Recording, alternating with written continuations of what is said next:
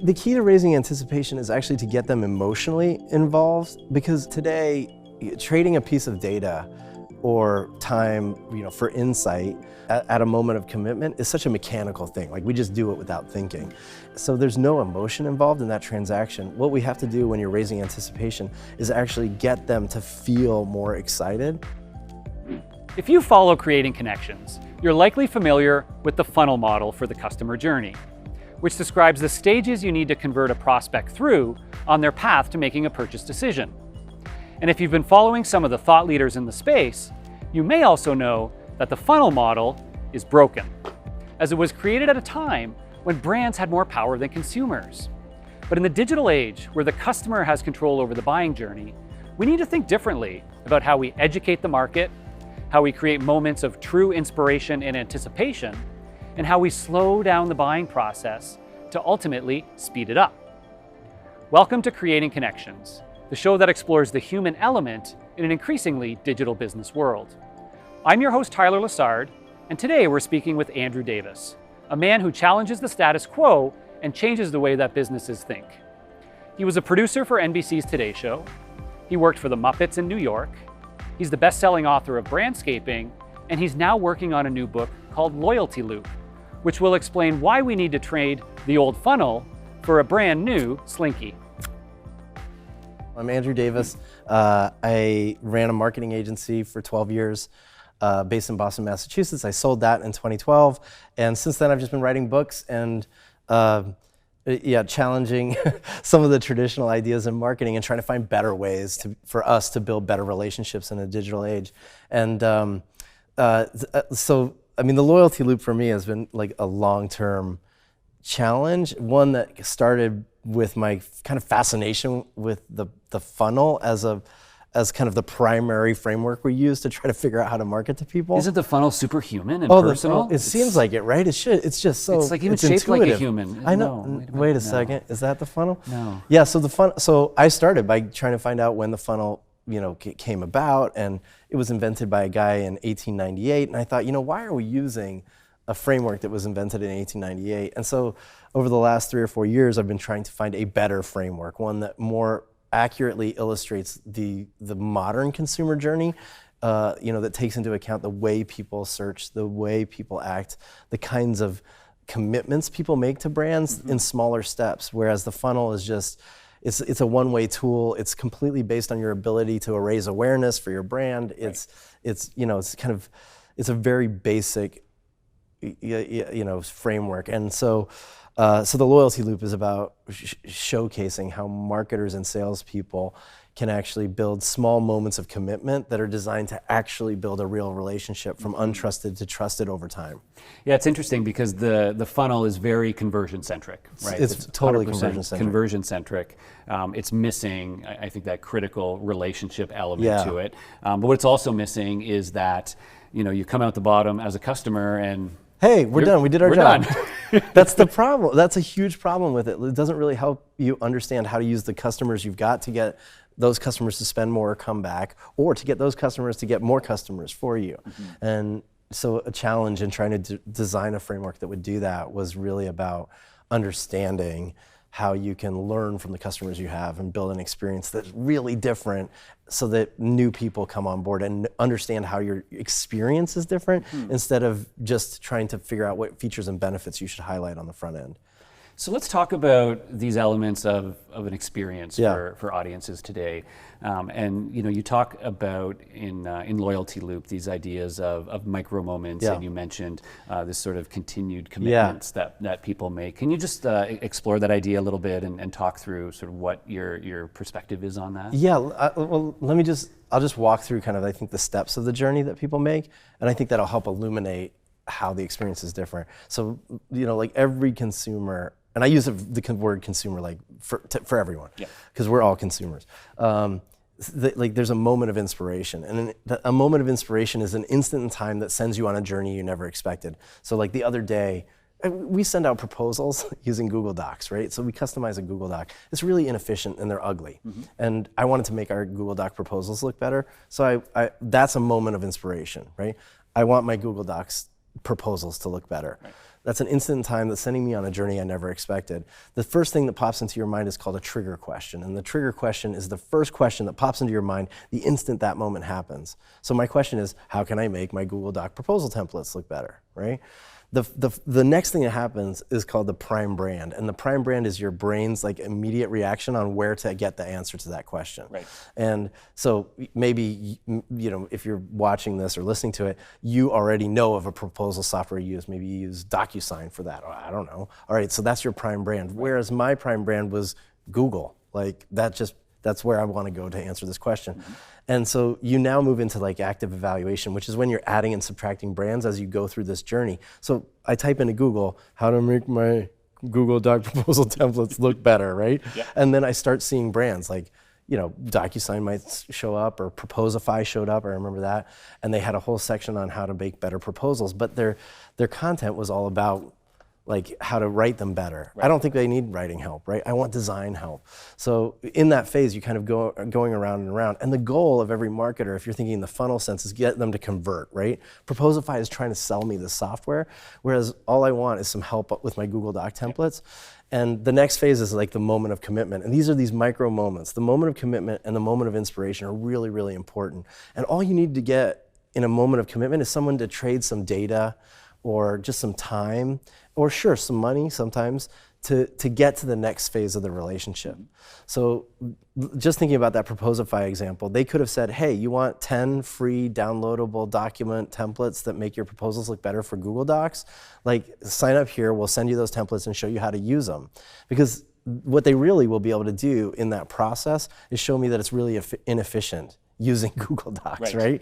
And if they want to get me to do that, they have to have a new moment of inspiration in my mind. And so they have to understand the journey I'm on and the small commitments and moments I need to have in my own personal journey in a reliable way to build that trust over time. Yeah. And the loyalty loop part is just from the moment of commitment to the next moment of inspiration, to the next question where that brand answers the question. And you go from like the very top of thinking, I don't trust these people, I'm not sure what they're delivering to me, to being like, wow, I should sign up and do all my proposals through this company. Does that make sense? It was long-winded. No, it does. It does. And I think the challenge for a lot of us is thinking about, okay, I know I want to answer these questions that people are asking, and those are important moments in building that relationship, in earning the trust of my audience and working them down that journey. It's also going to help me build my brand and make things more shareable. What have you seen in terms of like how companies marketers, sellers need to think differently about operationalizing that? Because I think in traditional marketing, we think a lot about, well, content and inbound marketing is responsible for that, and it's all very SEO centric, and bring them in here, and then once they're in our database, then we do these campaigns.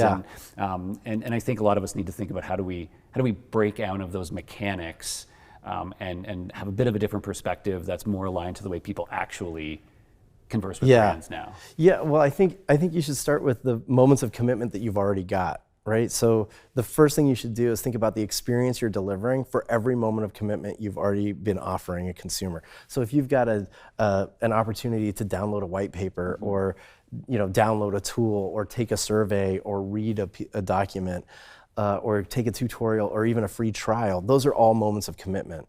And the first thing you need to do is say, how is the experience we deliver after that moment of commitment driving to the next moment of inspiration? Right. And can we lead them to that in an organized way? Because most people think of the campaign as they downloaded the white paper, okay, schedule a sales call, like immediately they're interested, right? Whereas in fact, they may not be interested in the sales call until you get them to the point at which there's a moment of inspiration and they want the answer to a very specific question, which the sales call can actually serve. Right. So start with those first moments of commitment immediately, and then start thinking about like three kind of, I call them micro methods you can use to actually change the experience from all the competition. So if you're downloading a white paper, a lot of us want to immediately give them access to the white paper, and then 2 seconds later, the phone will ring with the salesperson saying like, I see you downloaded the white paper, right? Like, that's an experience that everybody knows and understands. And we need to first ask ourselves, what's their biggest post-commitment concern? So if you know their biggest post-commitment concern in filling out that email address is that you're going to, make a phone call. A lot of times they'll give you their spam email address, right? So you need to kind of head those off and ensure that the experience you deliver is going to be good. So first, what's your biggest post-commitment concern for the consumer?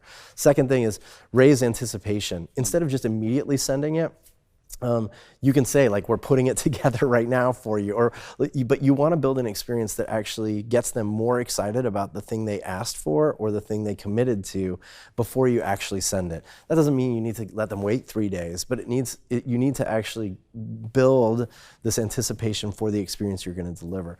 The next thing you can do is I call it scaling camaraderie, but a lot of times I'll get an immediate response from a salesperson, and the salesperson just wants to get me on the phone. Right. But they haven't done anything to introduce themselves to me in a really meaningful way. Yep.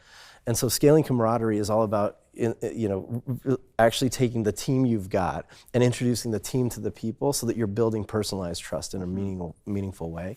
And the last one is reverse personalization, which is similar. But reverse personalization is, instead of trying to personalize the experience for every consumer, actually try to think about how you can build a personalized experience that introduces them to the brand in a really meaningful way over time. So if I read that white paper, what's the next moment of inspiration that white paper needs to drive to? And if I'm the proposal template people from Proposify, I need to get them to the point at which they go, man, customizing this Google Doc is going to take me forever. Why would I do that? And as soon as I have that moment of inspiration, I need to send them something that's like, hey, you know what? I bet you're thinking right now that this is going to be complicated. Right. Maybe there's a better way. Why don't you do this, right? And that's the next step of the journey. Yeah. Does that help? Yeah, I love that. I love that. And because there's very tangible things that I think we can think about in a lot of these just really important moments, like you said, because there's, along this buyer's journey, there's, as marketers, we all recognize these moments of intent, right? And we say, okay, this and then, but we usually think, well, what happens? Well, we give them a score and send them to sales. Yeah, right? Exactly. Which is a, very mechanical way to think about it. Yeah. But there's reasons why we do that. But I think it raises that great question of, how can we create more anticipation? That's one idea I really, I'm really passionate about, and I think you have lots of great examples and ideas of how to raise anticipation, how to, get your audience leaning in and really wanting to engage with you. Yeah. What have you seen there in terms of what brands are actually doing, or what are some? The key to raising anticipation is actually to get them emotionally involved, because today, trading a piece of data or time for insight at a moment of commitment is such a mechanical thing. Like, we just do it without thinking. And so there's no emotion involved in that transaction. What we have to do when you're raising anticipation is actually get them to feel more excited. And so the key to actually making it work, the best example I have is the Domino's pizza tracker. Have you tried this thing? I sure have. Okay, so everybody, if you're watching or listening right now, you have to try the Domino's pizza tracker. And if you've never tried it, you got to do it today. Okay? Because I cannot express to you how it feels when your pizza goes in the oven. See, he knows. And all of a sudden you find yourself watching this pulsating light, and nothing's really happening. Right. But you're more excited about the pizza than you would be without it. Yeah. And that's the key. So if you're going to, even if we're taking something simple, I'm using really basic examples, but if you're sending a white paper, and the first email you get isn't, hey, here's the white paper you asked for, which is essentially the transaction, right? But it's like, hey, you just signed up for the white paper. We're putting it together for you right now. You're going to have it in 2 minutes, but you're going to learn these 3 things. And I bet those are big 3 things that you need to understand. Yeah. It's on its way. Just wait a few more minutes. That's raising anticipation in a very small way, right? Yeah. Or I'm going to explain this chart in this white paper, and here's the chart. And let them think about what the chart means before you get the white paper. So it's all about these little moments that are designed to do this. Another good example is whenever you're making an appointment. And if you're doing this at home, and every time there's a moment of commitment, make a list. Like, what do you do after that moment of commitment? Right. And you need to write down the small things. Like if you're a salesperson and you make an appointment with someone to have a sales call on Monday at 3 p.m., what do you do? Okay, you email them a calendar invite, and maybe the day before you email them a confirmation that we're still on for tomorrow, right? Those are the 2 things you do. Then in the second column, just write they do, okay? And write down what the competition does, what other people you know do. Now, anything that's on both lists, you want to cross out. Right. Because everybody does them, Yeah. right? Now, to build a differentiated experience, you want to say, how can I transform the experience of just having a sales call with me? Yeah. How can I raise anticipation? Is there any way I could remove friction from the experience? Maybe it's a requirement. You got to send a calendar invite just to get on the calendar. Okay, that one's back on the list. But right after that, what can I do to transform the experience for them so that they're more excited about that sales call or that meeting before they walk into the meeting than they would have been if I had done nothing or done what everybody else did. Yeah. Yeah, there's it reminds me of a great example of that. My friends at organization called Impact, and when they book meetings with prospective customers, two things happen. One is they will send a video to introduce themselves as a sales rep prior to the call. That's reverse personalization. Right. That's good. And That's perfect. And it may be a one-to-one, or it may be one they've pre-recorded, Fine. introducing themselves to build that human rapport. Love it. And then they actually send them a bit of homework before the meeting, which is a video where they explain answers to the top 5 questions that they get on every first sales call.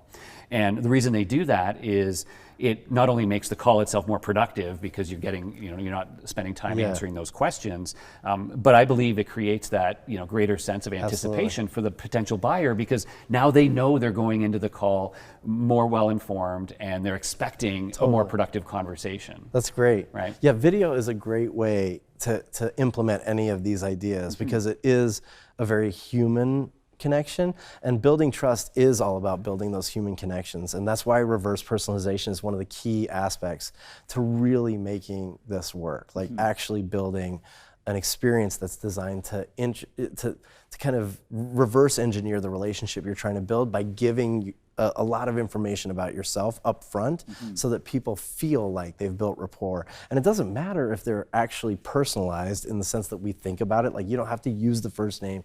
You don't have to have a whiteboard that says their name even. You just need to build the right relationship and have the right kind of information at the right time to really make them feel like the relationship's progressing at a speed that's comfortable.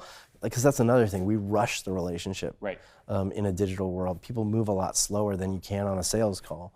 And that's why I think there's a rush to a sales call, but you can get a lot farther, a lot faster if you're smart about the moments of commitment and the moments of inspiration that you deliver. Oh, it's amazing. So let me ask one last question, and it's pertaining to the side of sales, because I think it's these are really important ideas for marketers, but I think equally, if not more, for sales reps and that need to build more human connection, better relationships, and I know a lot of sales reps in digital remote roles struggle with that, significantly.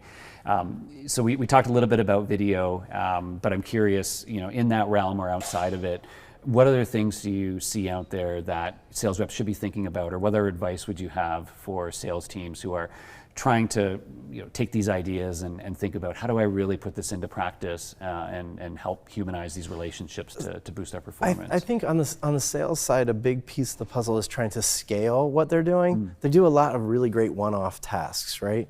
And maybe they have a method that they feel like is working, but it's not scalable in a way that actually increases their success rate over time or uses learnings from prior experiences to deliver a better experience, right? So it wholly relies on their ability and personality, usually in interpersonal relationships and conversations, to make the sale move forward. The best salespeople are actually kind of trained to take a much more methodological approach to it and saying, all right, like the first moment of inspiration I need them to have is this. The next commitment I want them to make is this. How can I actually create a piece of content that I can reuse on a regular basis that creates those moments of inspiration in the mind of the consumer, and at a very high success rate gets me to the next moment of commitment? And at that point, how do I then take that moment of commitment and move it to the next moment of inspiration? Because you can send 50, 60, 70 of those an hour, not a day, an hour, if you're really good at slowing down the sales call. And salespeople that are really good on the phone should just take the time, every time they're hearing their customer go, oh yeah, I have that problem. Those are the small moments of inspiration you need to hit. And when you're doing it digitally, it's going to be a longer helix of these kind of relationships that you're building, and smaller interactions over time that still result in the same success rate. but it's a big, long helix of them. Can I pull out my slinky? Do you have any way, I was going to ask if you have any way to help the audience visualize Let's redo that. this idea of a helix. Do I have any way to, yes, I do. This is how it looks. So here, if you're on the other end of this, like most of us just try to get people from a moment of inspiration, a trigger question, right to a moment of commitment, and that's like the phone call, right? Like if you're the salesperson. Yeah. If you're a salesperson that wants to scale that, you have to actually think of it like this, where you're actually taking the first moment of inspiration leading to a new trigger question. Here, let me do it here. A moment of inspiration that leads to a new trigger question and a new moment of commitment that leads to a new moment of inspiration to a new moment of commitment. So it's like, I'm inspired to learn more about your product, and that's great, but it's not like, hey, do you want to hop on the phone? Right. Because that is a moment of commitment. It's like, great, let me teach you something about it that gets you a new moment of inspiration. And the sales call might be here, but it's only 5 minutes, and it's just to sign them up. Mm-hmm. Does that make sense out there in video land? For those listening, we are actively using a slinky here as a prop to showcase the idea of the helix-based relationship building model. The loyalty loop. Yeah, exactly. Hopefully that helped. It actually did help me. And I think the important thing of the helix model is it forces you to stop thinking about trying to jump too far at any given time, right? Which is the funnel keeps us in that mindset of I'm trying to get from here to here, and I got to do it as quickly as possible. And these days it just doesn't work. No, it doesn't. It's too many leaps too fast for the consumer. And you can really scale your relationships better if you think about the small moments of inspiration that they need to have and the moments of commitment that you want them to take to get to the next step. So my pizza's ready. Yay! So we gotta go, man. I'm so excited for that pizza. Can you let everybody watching and listening know where they can find more about yourself and about the ideas we've explored here today? Sure. Yeah, so if you're out there listening or watching, I do a weekly series on YouTube called The Loyalty Loop. You can find it there or on LinkedIn. Just search for #LoyaltyLoop. You can find me on Instagram. I'm at Drew Davis here. I'm also the same on Twitter, and my website is akadrewdavis.com, and the Loyalty Loop book will be out in January of 2020. So if you want a discounted copy, email me and say you heard me on Creating Connections, and I'll send you one. That is a moment of inspiration. That is a moment of inspiration. Take this opportunity to make the commitment. Yes, see, little moment of commitment, just send me an email. Trade some data for some information and insight.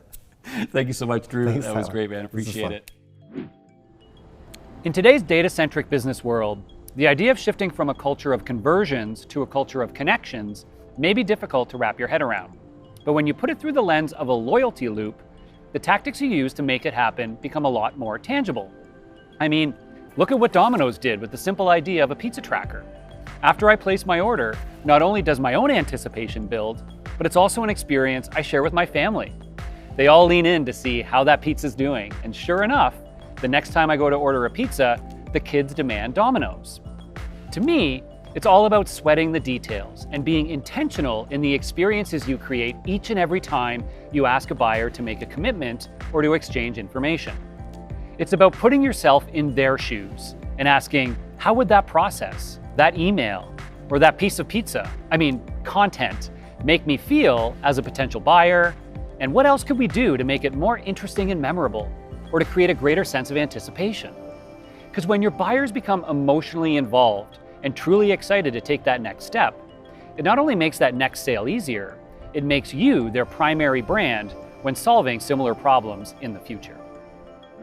Thanks for joining us on Creating Connections, brought to you by the fine folks here at Vidyard. If you enjoyed the show, give it a like or a share, hit that subscribe button for future episodes, and check out the podcast version now available on your favorite podcast platform.